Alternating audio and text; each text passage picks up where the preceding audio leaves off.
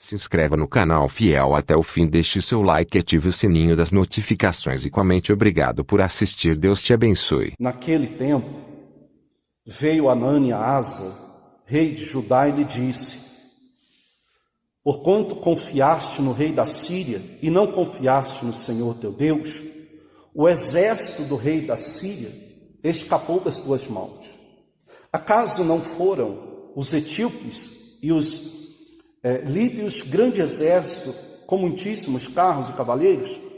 Porém, tendo tu confiado no Senhor, ele entregou nas tuas mãos, porquanto o Senhor, seus olhos passam por toda a terra para mostrar-se forte para com aqueles cujo coração é totalmente dele. Nisto procedeste loucamente, por isso, desde agora haverá guerras contra ti. Porém, Asa se indignou contra o vidente. Vidente aqui, pessoal, naquele tempo, vidente era considerado, os profetas eram considerados como videntes, pessoas que vinham para poder falar, para revelar da palavra de Deus para o seu povo. Por isso que a gente vê Daniel revelando a Nabucodonosor os seus sonhos, e falando sobre os momentos em que se falava ali sobre a palavra de Deus. Então, esses videntes aqui eram os profetas.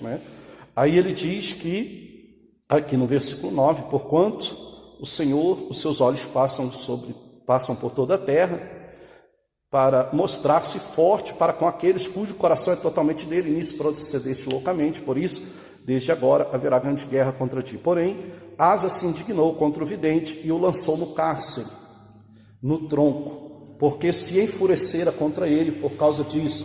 Na mesma ocasião, oprimiu Asa alguns do povo. Veja bem, muitos são aqueles que às vezes ao ouvir uma palavra, ouvir a mensagem, eles não gostam do que ouve. A gente vê aqui que o rei mandou colocar imediatamente no tronco o profeta, que profetizou para ele, falou para ele da parte do Senhor, ao que ele não gostou. E quando a gente olha, ele tinha recebido Asa, ele tinha recebido conselho. Se você voltar aí no capítulo 15, eu quero que você volte aí para você observar. Asa, ele tinha acabado de fazer uma aliança com Deus, uma reforma religiosa na sua vida. Mas lá na frente, ele vem deixar de lado o certo para fazer o errado. A princípio ele tinha ouvido a palavra de Deus e logo em diante ele deixou de ouvir. Ele deixou o conselho do homem de Deus de lado, quer dizer, da palavra do Senhor. Então olha aqui no capítulo 15 e diz assim: as reformas religiosas de Asa. Veio o Espírito de Deus sobre Azarias, filho de Odede. Este saiu ao encontro de Asa e lhe disse: ouve-me, Asa, e todo Judá, Benjamim, o Senhor está convosco enquanto vós estáis com ele. Se o buscardes, ele se deixará achar. Porém, se o deixardes, vos deixará. Israel esteve por muito tempo sem o verdadeiro Deus, sem sacerdote que ensinasse, sem lei. Mas quando na sua angústia, eles voltaram ao Senhor, Deus de Israel, e o buscaram, foi por eles achado. Naqueles tempos não havia paz, nem para os que saíam, nem para os que entravam. Mas muitas perturbações sobre todos os habitantes daquelas terras. Veja bem, aqui Asa tinha ouvido o conselho do profeta, e ele coloca em prática, faz um conselho, faz uma reforma na sua vida, uma reforma religiosa, coloca a casa em ordem, e ouve a princípio o conselho da palavra de Deus. E a gente vai ver que naquele momento não havia paz sobre aquele lugar. Não havia paz, não havia muita angústia, o povo estava angustiado, o povo estava sofrendo. E naquele momento que o rei decidiu fazer aquele concerto, fazer aquela reforma, ele vem trazer para a casa do Senhor os utensílios para estar levando o povo a adorar a Deus, para levar o povo a buscar a Deus, porque ele tinha ouvido dizer que se o povo buscasse a Deus, Deus se deixaria achar por ele. E você sabe que quando a pessoa tem a oportunidade de estar buscando, ela sabe que ela pode encontrar, que ela pode receber um milagre, que ela pode receber a bênção de Deus, ela busca. Porém, passado um tempo, a pessoa tende a esquecer. o que Deus fez na vida dela, de onde Deus tirou, e às vezes ela vai acomodando no decorrer do tempo e ela acaba deixando. Só que Asa tinha ouvido esse conselho por parte do homem de Deus: olha, enquanto vocês buscar, Deus vai se deixar achar por vocês, porém a hora que vocês deixarem, Ele também vos deixará, porque Ele só vai estar com vocês enquanto vocês estiverem com Ele. Em outras palavras, enquanto eu for firme no meu propósito com Deus, Deus vai ser comigo. Enquanto eu tiver compromisso com Deus, Deus vai ter comigo. Enquanto eu estiver andando nos caminhos do Senhor, Ele será comigo. Mas a partir do momento que eu desvio dos caminhos do Senhor, Ele me deixa aí só.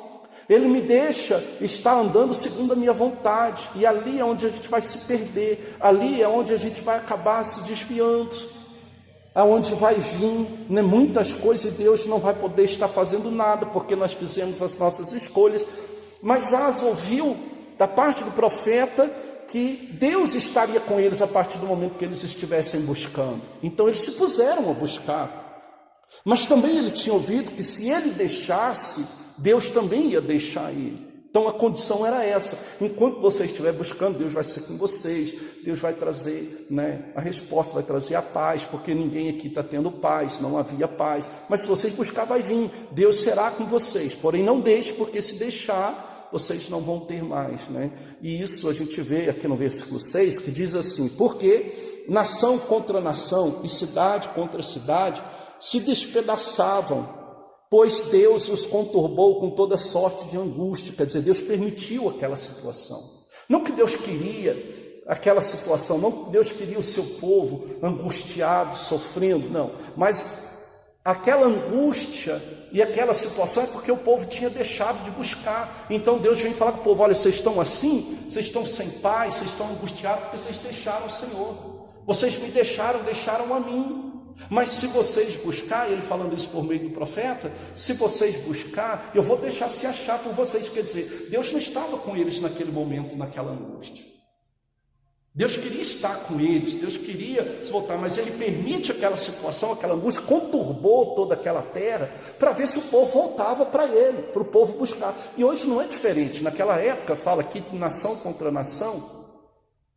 Hoje a gente vê isso, Jesus falando isso em Mateus 24, reino contra reino, nação contra nação, guerras, rumores de guerra, tanta coisa.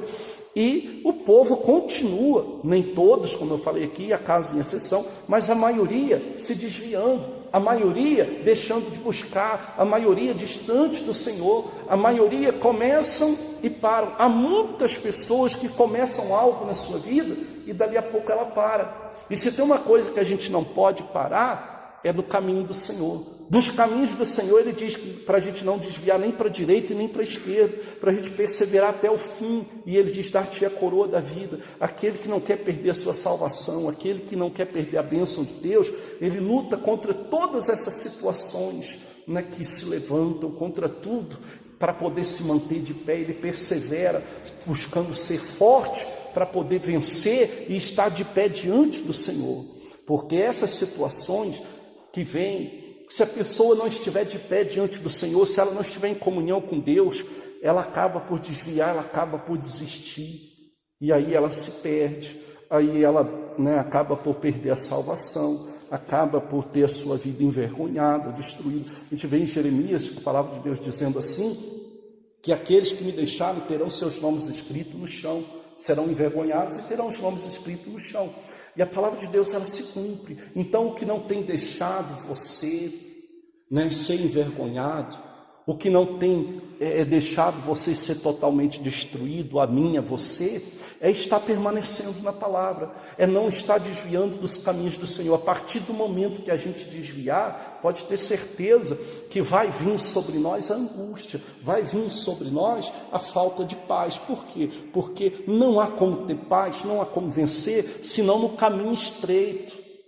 Porque o próprio Jesus falou em Mateus 7, que o caminho é estreito e poucos se acertam com ele. Esse caminho estreito é o caminho da renúncia, é o caminho que você se mantém em comunhão com Deus, é o caminho que você busca Deus, né? Ele é estreito, é difícil, apertado, e poucos se acertam com ele.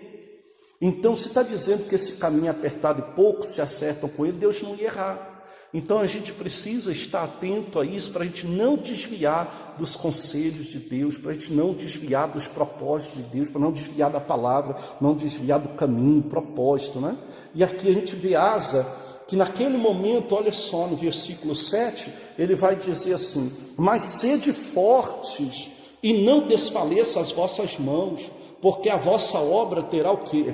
Recompensa.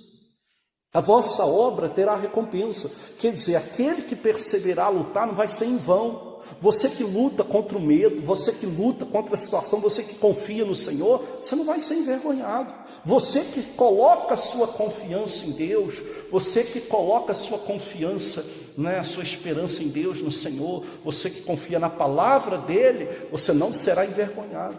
Deus está procurando pessoas, como a gente acabou de ler no capítulo 16, quando ele vai falar com Asa, que os olhos do Senhor estão procurando pessoas para fortalecer eles, procurando pessoas que venham obedecer para se mostrar forte na vida deles. Agora você imagina Deus passando com seus olhos sobre a terra e procurando. Isso quer dizer o quê? Que quando Deus passa sobre toda a terra procurando, ele está querendo dizer que se ele passa com seus olhos para procurar, é porque não é todos e não são muitos, mas serão poucos a quem o Senhor vai olhar e vai achar dispostos a estar usando de coragem, como falou aqui, no versículo 7, mas sede fortes e não desfaleçam as vossas forças, porque a vossa obra terá recompensa. Então Deus está olhando e procurando pessoas que estão determinadas, que estão na fé, estão dispostas a lutar e a vencer, para que Ele possa se fazer forte na sua vida e fazer o que está escrito aqui, trazer à sua vida a recompensa sobre o quê? Você que confia no Senhor, você terá a sua recompensa. Você terá a bênção da parte de Deus, aonde que Deus te recompensa, porque você confiou nele, porque você confiou na palavra dele, porque você lutou contra a situação, você lutou contra as preocupações desse mundo, contra a perseguição desse mundo, contra os medos desse mundo, contra os ventos, as tempestades, contra tudo que veio contra a sua vida, para permanecer confiante, firme no Senhor, forte na sua fé, na sua comunhão com Deus. Então ele diz que aquele, mas sede forte, não desfaleça as vossas mãos, porque a vossa obra terá recompensa.